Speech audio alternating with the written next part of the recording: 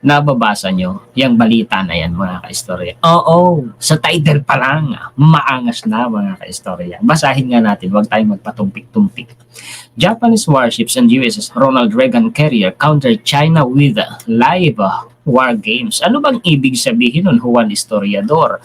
Yun umanong mga barkong pandigma ng Japan, pati na yung USS Ronald Reagan carrier ay nagsagawa ng isang live war games para i-counter ang China. Ano ba yung war games? Live pa ha mga kaistorya. Yung war games po ay isang simulation ng isang senaryo kung saan halimbawang magkaroon po ng high level of conflict, no other than but in short word, giyera, war, ano ho, simulation. Kagaya po yan mga kaistorya, yung isinasagawang joint maritime drill ng magkakakampi na bansa ng mga allied countries po ng Amerika, kasama na nga po dyan ang Pilipinas, para i-counter ang China. Ito po sa Philippines ito ha, hindi lang po mga kaistorya nababantayan si China dyan sa West Philippines Sea, kundi maging sa Pasipiko, dahil ang Pasipiko po mga kaistorya, nandyan po yung Philippine Sea.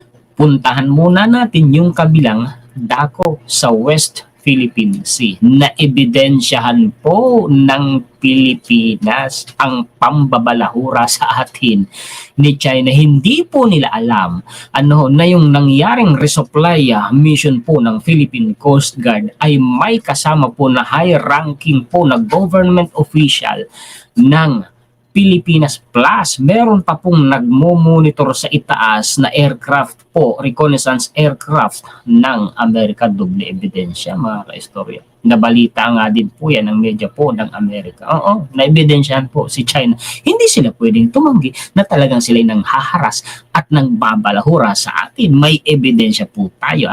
Ito po yun ha. Basahin ko muna sa inyo ang balita na ito, tapos balik po tayo dun sa naunang artikulo na ipinakita ko sa inyo. Ito muna ang unahin natin. Pakishare po at pakilike. Ito ang sabi. PH or Philippine Special Envoy to China, nasaksihan mismo ang mapanganib na maniobra ng Chinese vessel sa kamakailang resupply mission sa BRP Sierra Madre. Kung napanood niyo yung balita mga kaistorya, alam ko kasi may mga kaistorya tayong napanood na rin po yung balita. Si Special Envoy po natin to China ay nakasuot po doon ng kulay dilaw. Basahin na lang natin. Nasaksihan mismo ni Philippine Special Envoy to China Chidoro Locsin Jr. ang mapanganib na maniobra ng Chinese vessel sa mga barko ng Philippine Coast Guard matapos sumama ito sa resupply mission sa BRP Sierra Madre sa may Ayungin Shoal noong Miyerkules. Lula ng BRP Cabra, ang Special Envoy na namataang nag-uobserba at kumukuha ng mga larawan ng Chinese Coast Guard at Maritime Militia vessels na humaharang sa mga barko ng Pilipinas patungo sa warship ng Pilipinas na nakaangkla sa Ayungin Shoal. Tumanggi naman si Locsin na bahagi ang kanyang naging obserbasyon. Ito naman ang unang pagkakataon na sumama ang isang senior diplomat ng Pilipinas sa supply mission sa military outpost ng Pilipinas sa Ayungin Shoal. Anong ibig sabihin nun mga kaistorya? Bakit po sa inyo binasa? Anong punto nito? Alam nyo, ang kahalagahan nitong nangyaring ito na sumama po ang ating special envoy at naebidensyahan po niya. Hindi na makakatanggi si China. Hindi na po niya tayo mababaliktaran pa dahil may ebidensya tayo. Pilipinas at Amerika po. Kung i-research po ninyo mga kaistorya, isang media din po ng Amerika ang nagbalita po ng kaparehong balita. Plus yun pang aircraft ng reconnaissance aircraft po ng Amerika na kamonitor sa itaas. Okay, balik tayo ngayon dito sa napakaganda balita na ito. Palakihin ko ha. The US Navy's Carrier Strike Group 5, ha? Hindi lang ho basta aircraft carrier.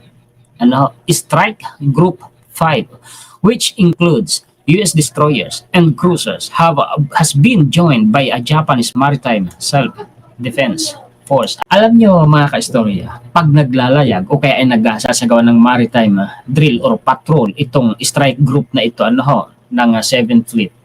Fleet yan ha mga kaistorya, yung literal na word na fleet. Hindi po nag-iisa ang aircraft carrier ng Amerika pag yan po ay lumalarga. May kasama po yung mga destroyers and cruisers. Yan po ay mga warships ha. May mga kasama po yung mga helicopters pa at mga fighter jets. At may kasama po yung high-tech na submarine. At ang isa nga po mga kaistorya sa kasama po ng fleet na yan, ay yung Ohio class submarine po ng Amerika. Ang Ohio class submarine po mga kaistorya ng Amerika ay masasabi kong yan na po yung pinakamalaki na submarine po ng Amerika. Kargado po yan ng 24 missile na high-tech, yung Trident 2. Oo, mga kaistorya, kargado po yan. Yun pong Trident 2 missile, mga kaistorya, kung hindi ako nagkakamali, pwede pong ang warhead niyan ay conventional or nuclear capable. Pero base sa pag-research ko, mga kaistorya, itong Ohio class submarine, yung missile po niya ay nuclear capable. Yan po yung sinasabi ko sa inyo mismo, mga kaistorya, na mataas na opisyal po ng 7th Fleet mismo ang nagsabi na susuportahan nila ang Pilipinas sa laban natin sa China. Yan po yung dambuhalang kakampi ni PBBM. At yan po, mga kaistorya, ay kusang ginawa ng 7th Fleet. Kusang ibinigay ang suporta nila sa administrasyon ni PBBM. Hindi kagaya po noong kay former President Rodrigo Duterte na ipinangangalandakan niya na sige, samahan ninyo ganito, ganyan, binabatilos niya ang Amerika. Ngayon, ito na. Basahin natin, mga kaistorya, ha. Habang ako po ay nagbabasa nitong mga referensya po natin na ito, ha, magpe-play po ako ng video para hindi po kayo, mga kaistorya, mainip. Ito na sa Twitter ito. Sailors aboard the US Navy's only forward deployed aircraft carrier USS Ronald Reagan CVN-76 conduct routine operations during deployment in the Philippine Sea.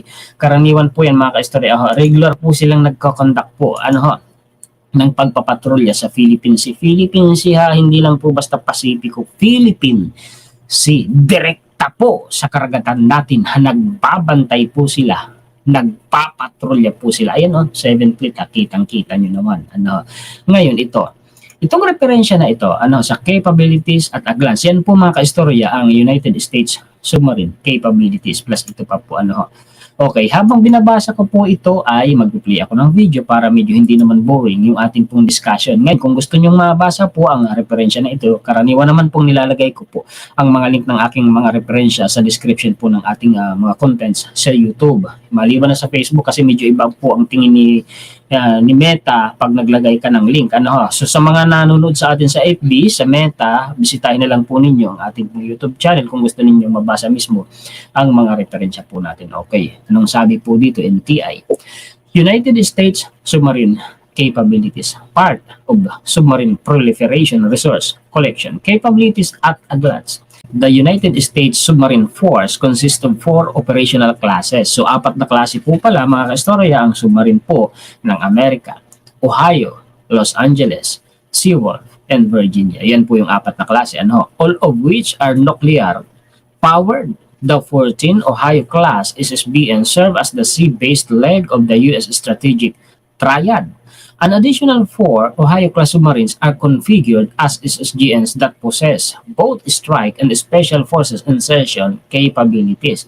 So basically, technically, 14 na Ohio-class submarine tapos may additional pa na class submarines na na-configure. So bali, 18 or 18 kung hindi ako nagkakamali sa pagkakaintindi ko, mga kaistorya. The 3 classes of U.S. attack submarines, Virginia, Seawolf, and Los Angeles, are tasked with engaging and destroying enemy vessels, supporting onshore operational and carrier group, and carrying out surveillance. Total submarines in fleet, 64. So 64 po pala, mga kaistorya, ang total na submarine po ng Amerika. Alam nyo, nakaposisyon ang mga submarines po ng Amerika sa iba't ibang panig po ng karagatan sa buong mundo. Nagbabantay, nagmamanman.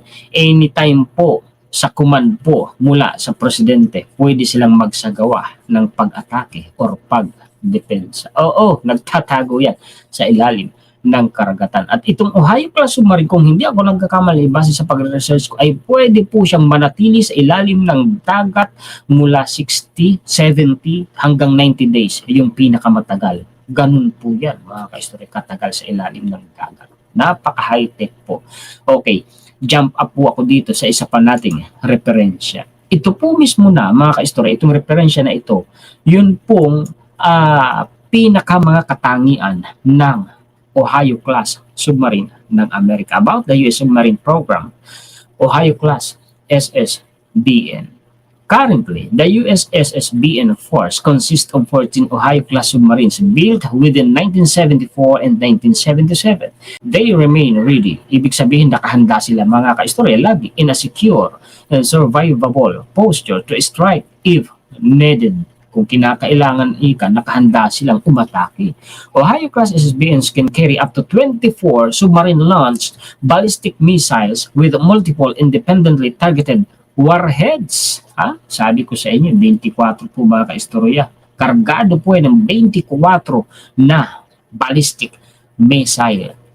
The SSBN's strategic weapon is the Trident 2D5 missile, which provide increased range and accuracy over the now out-of-service Trident 1C4 missile. Ohio-class SSBNs are specifically designed for extended deterrent patrols to decrease the amount of time required for replenishment and maintenance. Ohio-class submarines have 3 large-diameter logistic hatches that allow sailors to rapidly transfer supply pallets, equipment replacement modules, and machinery components, thereby increasing their operational availability. Ngayon mga kaistorya, para magkaroon po tayo ng ideya kung gaano nga ba ka-high-tech itong Trident 2 D5 missile na nakaarma sa Ohio-class submarine po ng Amerika. Ito po yan. Base po dito sa referensya na ito mga kaistorya, ito pong Trident 2 D5 ballistic missile na ito ay kaya pong lumipad sa bilis po na 6,096 meters per second. Anong ibig sabihin nun? Mach 6 pala ito mga kaistorya. Napakabilis po ng Mach 6, 6 times than the speed of sound. At ito pong Trident 2 missile mga kaistorya ay kaya po nitong marating yung distansya o layo na hanggang 12,000 kilometers. Ganun po yan ka-high-tech. At ito pa ang mas nakakamangha dito sa Trident 2 D5 missile na ito. Alam nyo ba na ito po ay kargado po mga kaistorya ng 12 o 12 na MIRV. Ano ba ang MIRV? Ibig sabihin po nun mga kaistorya ay multiple independently targetable re-entry vehicles. Ano yun? Ipaliwanag na natin mga kaistorya. Yun yung isang Trident 2 missile, kargado siyempre ng warhead sa dulo. Yung warhead po, nandoon po yung bomba, ay either conventional or nuclear. Yung warhead na yon sa loob po nun, mga kaistorya, ay nakapaloob yung 12 MIRV. Ang ibig sabihin po nun, yung 12 MIRV na yun ay kaya po niyang pasabugin ang 12 magkakaibang target. Yun po yun. Ganun pala ka-high-tech itong Trident 2 D5 missile na ito. High-tech na. At 14 o 18 ang Ohio-class submarine po ng Amerika nakargado ng 24 na Trident 2 missile at yan pong Ohio-class submarine na yan. Kasama po ng USS Ronald Reagan at ng mga warships po o barkong pandigma ng Japan na nagpapatrolya po dyan sa West Philippine Sea at sa Philippine Sea. Bakit natin binanggit na West Philippine Sea? Kasi mga kaistorya, marami po akong na-research na referensyang balitang lehitimo na yan po palang USS Ronald Reagan nagsagawa na din po ng maritime drill dyan sa West Philippine Sea. At ang kasalukuyang balita, sila ay nagpapatrolya sa Philippine Sea. Kaya magkabilang panig po ng karagatan ng Pilipinas sa dako po ng West Philippine Sea at sa dako naman ng Philippine Sea, nagpapatrolya po, nagbabantay ang mga allied countries po natin kagaya po ng Amerika at ng Japan. Ganun po ang labanan ngayon mga kaistorya. Eto, baka maitatanong, puro naman ikang ngak-ngak, puro salita, wala naman ikang nangyayari, si China patuloy pa rin, ganito, ganyan. Alam nyo kasi, mga kaistorya, hindi natin hangad ang digmaan hanggat maaari kahit naman si China umiiwas sa digmaan. Hindi nga sila gumagamit ng armas sa atin . Kasi pag gumamit sila ng armas, alam nila matitrigger po, mai-invoke po yung Mutual Defense Treaty. Mga kaistorya, hanggat maaari dinadaan pa po natin sa mahinahong paraan. Marami kasing madadamay ng mga inosente hanggat maaari. Kung mga Pinoy, subok na subok ang tapang natin, gigil na tayo, gusto na talaga nating pulbusin yung mga nambabalahura sa atin ng mga Chekwa, pero hindi ho ganoon hanggat maaari. Ano ha, mga kaistorya? Eto, ano daw silbi ng Mutual Defense Treaty? Anong silbi kung ganoon? Ika ng EDCA. Di pakinggan po natin ang paliwanag mismo ng Secretary of Defense na si Secretary Gibo Teodoro. Ito po yan. Paliwanag natin para maintindihan po ng ating mga kababayan. Teodoro, not the time to invoke treaty with US. Hindi pa ito ang panahon o tamang pagkakataon para i-invoke natin yung MDT natin sa Amerika. Palakihin po natin Defense Secretary Gilberto Gibo Teodoro Jr. believes it will not be appropriate for the Philippines to invoke its defense treaty with the United States at this time when run-ins between Chinese and Philippine ships in the West Philippine Sea are becoming more frequent. Kasi kahit pa po mga kaistorya nagkakaroon ng madalas na hindi magandang pangyayari na nanghaharang itong si China dyan sa West Philippine Sea, hindi pa ito ang tamang panahon para i-invoke natin ang Mutual Defense Treaty natin sa Amerika. Yan ay mabanggit ko na naman muli si kababayan, senador na kababayan. Kasi alam nyo mga kaistorya, humingi na ba tayo ng tulong sa Amerika para ma-invoke yung Mutual Defense Treaty? Hindi pa po. Bakit hindi pa tayo humihingi ng tulong sa MDT natin sa Amerika? Kasi wala pa pong ginagawang arm attack si China. Opo. Pag ginamit na po natin ang MDT nang walang ginagawang arm attack si China, doon na po papasok yung sinasabi ni Senator Robin Padilla na nag one step forward po tayo. Pag tayo ang nag one step forward at si Amerika, tayo na ang masisisi ng mundo. Ganun po yun, tuso si China. Oo, mga kaistorya, tuso sila. Alam nila yon. Sana naiintindihan po natin Ipaliwanag pa natin. I think it is not appropriate at all, Teodoro said in a roundtable with the Manila Times on Friday. Ayan nga po sila. He said the Mutual Defense Treaty is a wartime endeavor that must be activated only when conflict is imminent. Anong conflict ang binabanggit dito? Yung giyera na mga kaistorya, yung arm attack na Kung hindi na maiiwasan, yung giyera o yung digmaan o yung high level of conflict, may arm attack na. Doon na po mga kaistorya, nagkakaroon ng tinatawag na wartime endeavor. Doon na matitrigger po mga kaistorya yung Mutual Defense Treaty. So far, wala pa pong ganun ulitin natin, hindi pa nga tayo inaatake ni China ng armas Kasi alam po nila, takot din yung mga yun. Maniwala ako. Teodoro said an attack on any Philippine vessel is an event that falls within the scope of the MDT. Inatake na ba nila? Hindi. Hanggang water cannon lang po sila But the MDT must be viewed in a greater context of entering into an armed conflict which we do not want, he said. The treaty was signed and so on and so forth. However, with that being said, we all should be concerned because on our side, everybody knows where the government is coming from because we have transparency, we have freedom of the press and of speech, and to us, everything is disclosed. He said, totoo yun. We do not know how their political processes work kasi ito si China. Malihim po ito Kung tututukan mo, yung i-analyze mo yung ginagawa nila, malilito ka lang. Ang pinaka taktika dyan na magagawa mo, huwag kang magtiwala sa kanila. Kaya hindi ako naniniwala na target lang talaga ni China yung Taiwan. Hindi po, nakikita ko mga kaistorya, kinamkam nila yung atin pong pag-aari dyan sa West Philippine Sea, tinayuan nila ng military facility. So may tinatarget sila na mas malawak. May military base sila sa Cambodia. May military base din po sila sa Djibouti, Africa, sa may Red Sea. At may security pack sila sa Solomon Islands. Kaya ako naniniwala na malaki ang target ni China. Hindi lang po Taiwan. Posibleng pati Pilipinas. Gusto po nila kasi mga kaistorya sa nakikita ko Ito opinion ko lang at tingin ko lang na may basihan naman. Nakikita nyo rin yan naman siguro kung ano yung basihan na yan. Gusto po ni China, sa tingin ko, sa palagay ko, na maging isang global superpower dominating US. Oo. Kaya nga nila tinatag yung BRICS kasi ang gusto po nila mga kaistorya, maungusan sa kalakalan, sa trade si Amerika by the year 2050. Hindi lang yun.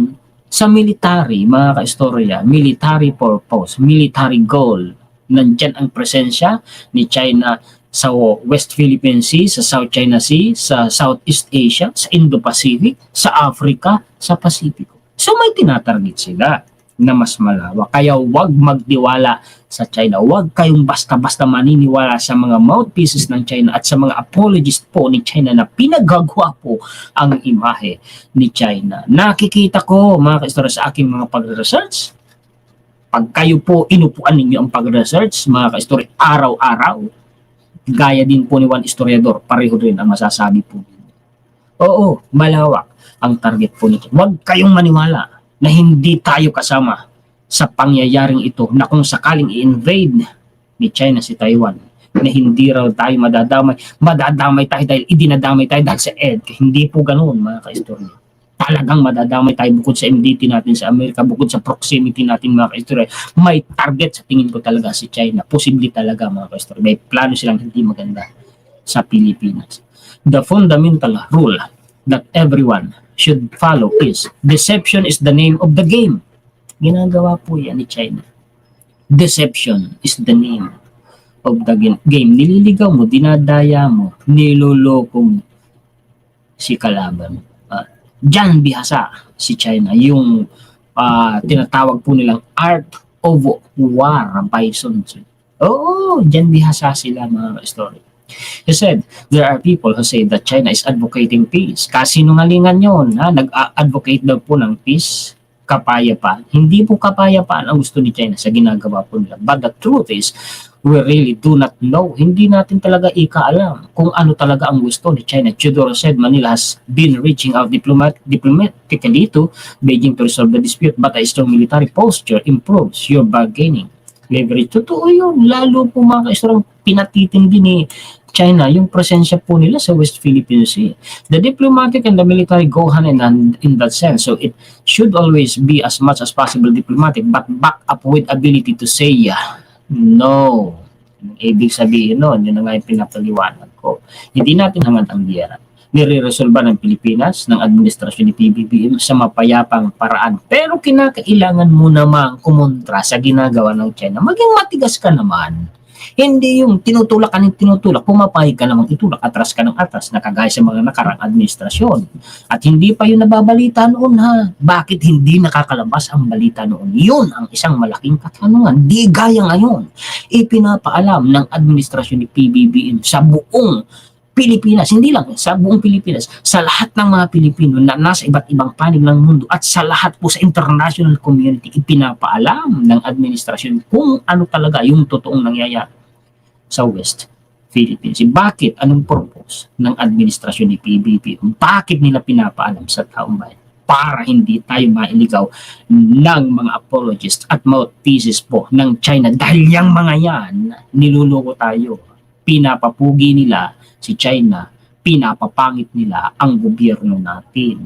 Pag naniwala tayo sa kanila, tayo ang talo. Ganon yun, mga kaistorya. Ha? Kagaya po yan ng sinabi po nung yung tinalakay ko kahapon, yung sinabi po ng Vice Admiral, kung hindi ako nagkakamali, ng US 7th Fleet, sabi niya, kinakailangan kapag tinutulak ka ni China, itulak mo sila pabalik. Mayroon pang isang news article na nabasa. Na kinakailangan yung ginagawa ng China, yung presensya nila dyan sa West Philippine Sea must be challenged. Dapat ganun talaga. Huwag kang pumayag na ikaw ay binabalya-balya, sinisiko-siko, tinutulak-tulak lang, lumaban ka sa kung anong paraan ang ginagawa nila. Ganun din sana ang gawin mo. Hindi sila gumagamit ng armas, pero binubuli ka. O di sige, lumaban ka sa pambubuli nila nang hindi ka rin gumagamit ng armas. O di patas. Ganun dapat. Diba? So matalino. Tama. Di ba? So yan po mga ka-story, ang mga balita at impormasyon na maihahatid ko sa inyo ngayon. Maraming salamat po sa inyong panunood. Mabuhay po kayong lahat. Shout out po sa lahat nating mga sulit na ka-istorya sa buong mundo. Muli, ako po si Juan Historiador, ang taga-kwento ng totoong istorya ng kasaysayan na nagmamalasakit sa kapwa ko Pilipino at nagmamahal sa bayang itong bansang Pilipinas.